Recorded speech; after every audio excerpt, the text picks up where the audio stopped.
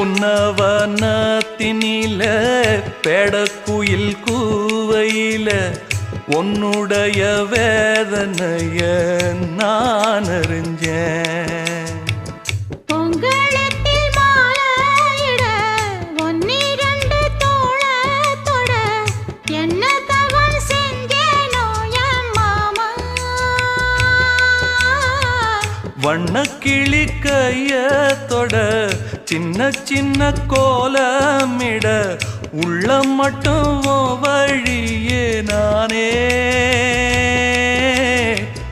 உள்ளம் மட்டும் வழியே நான்.